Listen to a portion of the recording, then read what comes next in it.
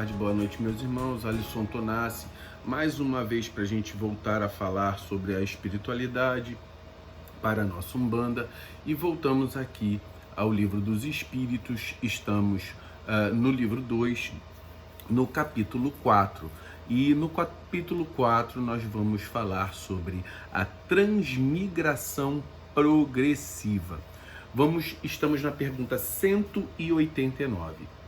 A pergunta 189, Kardec pergunta: desde o princípio da sua formação, o espírito goza da plenitude das suas faculdades?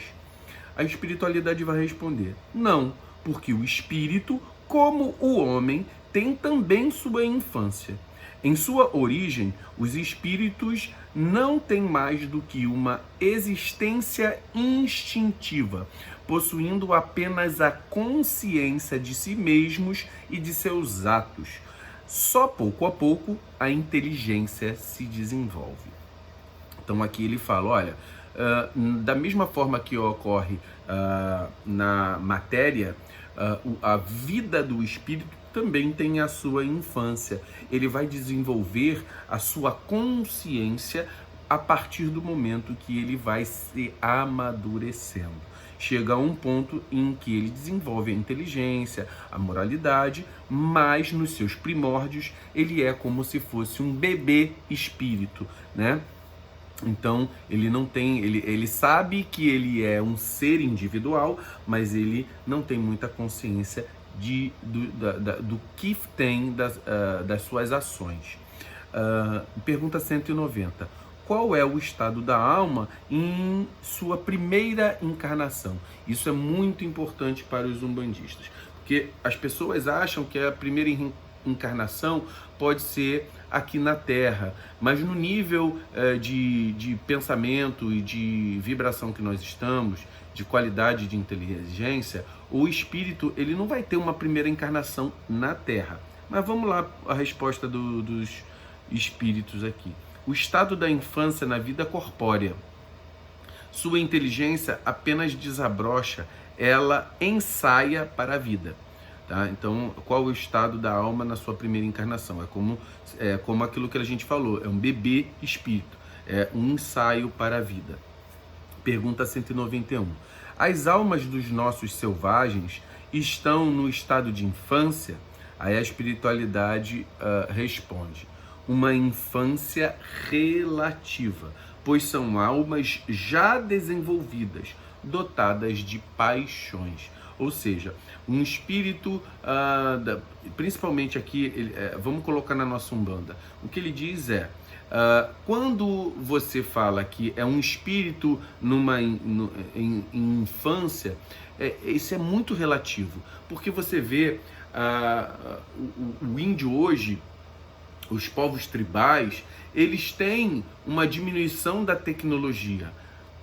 Conforme o povo europeu tinha uma tecnologia mais avançada, alguns conhecimentos da China, com a pólvora, mas o desenvolvimento das questões espirituais para esses povos já eram bem avançadas, assim como os povos iorubanos, na África, o povo egípcio. Então tinha uma cultura espiritual muito evoluída.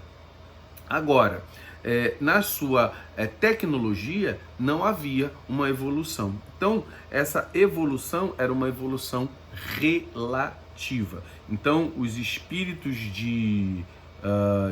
aí ele fala selvagem, mas assim, povos tribais.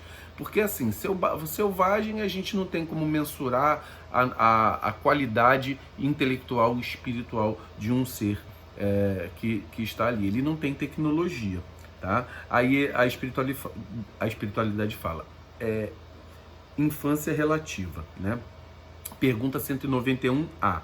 As paixões, então, indicam desenvolvimento? Aí vamos ver o que a espiritualidade vai responder, porque, vamos lá, o desenvolvimento, sim, mas não perfeição. São um sinal de atividade e de consciência própria. Na alma primitiva, a inteligência e a vida estão em estados de gérmenes, ou seja, eles estão latentes. Então, Kardec faz uma nota.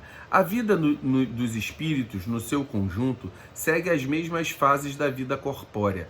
Passa gradativamente do estado de embrião ao de infância, para chegar, por uma sucessão de períodos, ao estado adulto, que é o da perfeição, com a diferença de que nesta não existe o declínio nem a decrepitude da vida corpórea, que a sua vida, que teve um começo, não terá um fim, que lhe é necessário, do nosso ponto de vista, um tempo imenso para passar da infância espírita a um desenvolvimento completo, e o seu progresso realiza-se não sobre uma esfera apenas, mas através dos diversos mundos. A vida do espírito constitui-se assim de uma série de existências corporais, sendo cada qual uma oportunidade de progresso, como cada existência corporal se compõe de uma série de dias, nos quais os homens adquirem maior experiência e instrução. Mas, da mesma maneira que na vida humana há dias infrutíferos, na vida do espírito há existências corpóreas sem proveito, porque ele não soube conduzi-las. Então, ou seja, o espírito ele precisa das encarnações para que ele possa se desenvolver.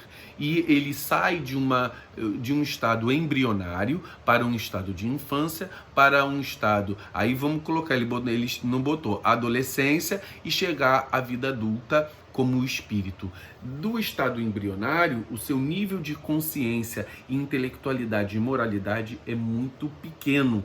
Ele vai passando por sucessivas reencarnações em vários mundos, por várias frequências vibratórias, e ele vai modificando a sua vibração, e a partir do momento que ele sai daquela infância, ele vai para um mundo de maior qualidade vibratória, que esteja condizente com a vibração dele, condizente com o nível de intelectualidade, condizente com o nível de evolução, tá?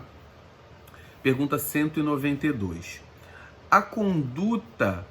Por uma conduta perfeita, podemos vencer já nesta vida todos os graus e nos tornar espíritos puros sem passar pelos intermediários? Aí a espiritualidade vai responder: não, pois o que o homem julga perfeito está longe da perfeição. Há qualidades que ele desconhece e nem pode compreender. Pode ser tão perfeito quanto a sua natureza o permita, mas esta não é a perfeição absoluta. Da mesma maneira que uma criança, por mais precoce que seja, deve passar pela juventude antes de chegar à maturidade, e um doente deve passar pela convalescência antes de recuperar a saúde. Além disso, o espírito deve adiantar-se em conhecimento e moralidade, e se ele não progrediu senão num sentido, é necessário que o faça no outro, para chegar ao alto da escala. Entretanto, quanto mais o homem se adianta na vida presente, menos longas e penosas serão as provas seguintes. Ou seja, o ser espiritual, a partir do momento que ele vai criando vivências, ele perguntou: você pode atravessar todas as etapas de uma vez? Não, é muito conhecimento. Como é que a gente pode adquirir todo o conhecimento do universo em uma simples reencarnação? Como é que a gente pode sair de um estado de quase instinto até um nível de habilidade moral e emocional, por exemplo, de um Jesus, em uma única encarnação? Isso é impossível, dizem os espíritos. Então, precisamos passar pelas etapas, né? Por mais que uma criança seja superdotada, ela não deixa de ser criança. Ela tem conhecimento numa área específica, mas ela não tem maturidade para ter a compreensão de como lidar com aquele conhecimento. Porque a criança ela pode ter conhecimento, mas é difícil ter sabedoria. O espírito, numa fase infantil, tem conhecimento, mas é difícil ter sabedoria. Pergunta 192A. O homem pode assegurar-se nesta vida uma existência futura menos cheia de amarguras? Sim, sem dúvida, pode abreviar o caminho e reduzir as dificuldades. Somente o desleixado fica sempre no mesmo ponto. Então ele quer dizer o seguinte: é a lei da ação e reação. Você faz nessa vida as coisas dentro da lei da tua vida espiritual, vida material, que você passa, né, naquela loja. A gente tem a lei do nosso país, a gente seguindo as regras, não prejudicando ninguém. Você vai ter uma vida futura com menos atribulações? É claro, é lei do plantio e da colheita. Você planta o bem, vai receber o bem. Pergunta 193. Pode o homem descer em suas novas existências abaixo do que já havia atingido? Aí a espiritualidade vai responder: em sua posição social, sim, como espírito, não. O que o espírito adquire de conhecimento é faculdade que fica guardada para a vida inteira. Ele pode não ser uma pessoa rica, ele não pode ter uma posição social X ou Y, mas a sua qualidade moral e espiritual não retrograda, tá? Então, pergunta 194. A alma de um homem de bem... A alma de um homem de bem... Desculpa, pergunta 194. A alma de um homem de bem pode animar, noutra encarnação, o corpo de um celerado? Aí ele está querendo dizer o seguinte: a alma de uma pessoa evoluída espiritualmente, ela pode retrogradar? A espiritualidade responde: não, pois ela não pode degenerar. Pergunta 194A. A alma de um homem perverso pode transformar-se na de um homem de bem? Aí a espiritualidade vai responder: sim, se ela se arrepender, e então será uma recompensa. Então, por exemplo, a alma de um homem mau pode se transformar num homem de bem? Sim, a partir da consciência de entender a lei de Deus, de entender a lei divina, ele se transforma de um homem mau em um homem de bem. E aqui no Livro dos Espíritos fala: para você ser um homem de bem, você não precisa chegar a ter todas as virtudes, você precisa estar em busca delas.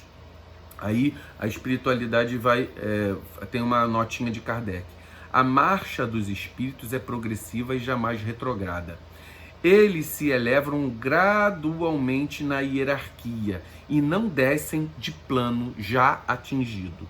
Nas suas diferentes existências corporais, podem descer como homens, mas não como espírito. Ele que descer como homem, descer de padrões sociais, né? Assim, a alma de um poderoso da terra pode mais tarde animar um humilde artesão, e vice-versa, porque as posições entre os homens são frequentemente determinadas pelo inverso da elevação dos sentimentos morais. Herodes era rei e Jesus carpinteiro. Então ele está dizendo o seguinte: olha, a posição social não quer dizer elevação moral. É basicamente isso. Pergunta 195. A possibilidade de melhorar numa outra existência não pode levar certas pessoas a permanecerem no mau caminho com o pensamento de que poderão corrigir-se mais tarde? Muitas vezes a gente fala isso: eu vou deixar para a próxima. Aquele que assim pensa não acredita em nada, e a ideia de um castigo eterno não o coibiria mais, porque a sua razão a repele, e essa ideia conduz à incredulidade.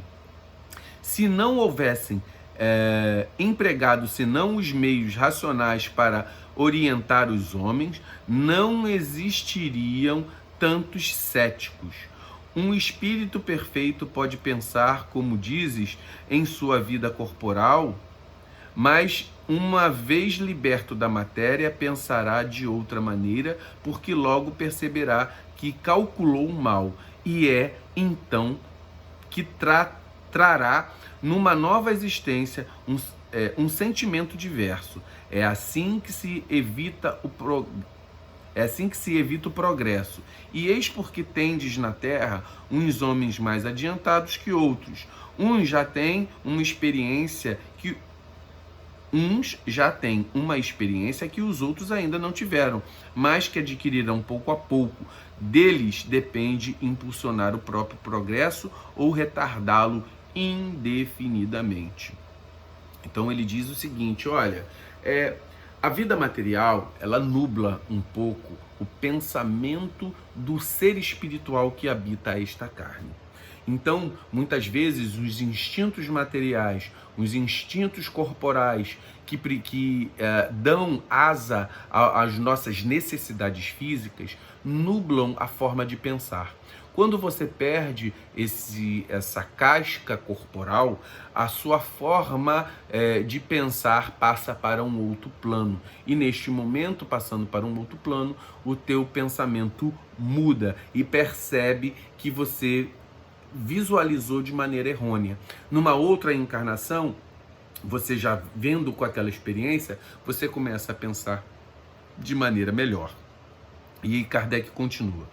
O homem que se encontra numa posição má deseja mudá-la o mais rapidamente possível. Aquele que se persuadiu de que as tribulações desta vida são a consequência das suas próprias imperfeições, procurará assegurar-se uma nova existência menos penosa, e este pensamento o desviará mais da senda do mal que o pensamento do fogo eterno, no qual não acredita. Então, ou seja, ele está dizendo o seguinte, quando a pessoa adquire um nível de consciência que o fruto das suas ações retorna para ele, a lei da ação e reação retorna para ele, e toda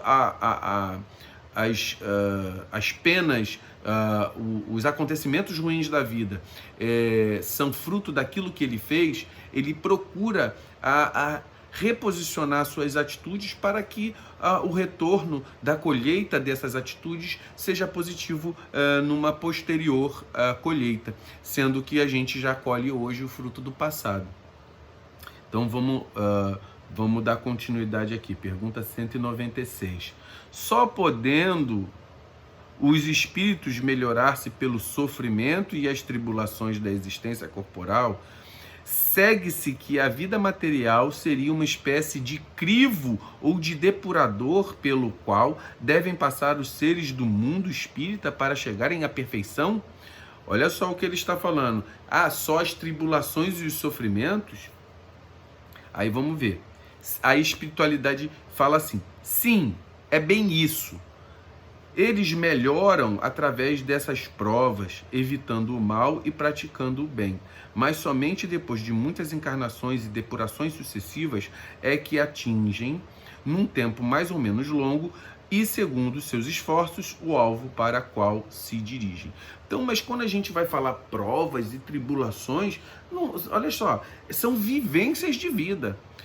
Você só entende que as tribulações só são tribulações mediante a sua forma de encarar elas. Então, se você encara as vivências que você passa como sofrimento, eles serão sofrimento para você. Mas se você encara essas vivências como aprendizado, eles serão depuradores sim, mas vão depurar as suas imperfeições, e aquilo tem que ser um motivo de alegria, não de sofrimento, mas é uma forma de encarar. Na época que Kardec fez, era a forma de encarar daquela 1856, era a forma de encarar a vida através de sofrimentos, provas e expiações. Nós não entendemos assim, nós entendemos vivência, experiências de vida que vão te trazer melhoramento e aperfeiçoamento e vão fazer uma depuração da tua alma. Aí a pergunta 196A, é o corpo que influi sobre o espírito para o melhorar ou o espírito que influi sobre o corpo? Teu espírito é tudo. Teu corpo é uma veste que apodrece tudo. Então, veja bem, o teu espírito é o que manda. vamos colocar aqui, é o teu espírito que manda. O corpo é uma veste, o corpo é uma carcaça, mas o problema é essa carcaça dormir no teu espírito ou o teu espírito dormir na carcaça? O problema é que muitas pessoas vivem esta experiência como uma vida instintiva e elas vão sofrer a consequência das vidas instintivas que elas buscaram. Mas o teu espírito é capaz de dominar tudo isso. O problema é que precisamos aprender. Aí vamos lá, o Kardec fala: temos no suco da vinha uma imagem material dos diferentes graus de depuração da alma. Ele contém o licor chamado espírito ou o álcool, mas enfraquecido por grande quantidade de matérias estranhas que lhe alteram a essência, e não chega à pureza absoluta senão depois de muitas destilações, em cada um das quais se despoja de alguma impureza. O alambique é o corpo no qual ele deve entrar para se depurar. As matérias estranhas são como o perispírito, que se purifica a si mesmo à medida que o espírito se aproxima da perfeição. Então ele está comparando aqui com um vinho, né? Que a experiência de vida, o melhoramento espiritual é como você tirasse o excesso de álcool do vinho, porque um bom vinho, ele tem uma quantidade de álcool que seja equilibrada. Então, gradativamente, você vai trazendo processos equilibrados, processos harmonizados pela tua experiência de vida e aperfeiçoamento moral. E a partir do momento em que você faz a depuração das tuas imperfeições, você vai colocando para fora esses excessos de imperfeições que a tua alma tem, que o teu perispírito tem. Então, gradativamente, pela experiência, nós vamos evoluindo, assim como o vinho melhora com o tempo. Então, fiquemos com axé, meus irmãos. Foi um pouquinho longo, mas a gente pega um capítulo inteiro. Muito axé, meus irmãos.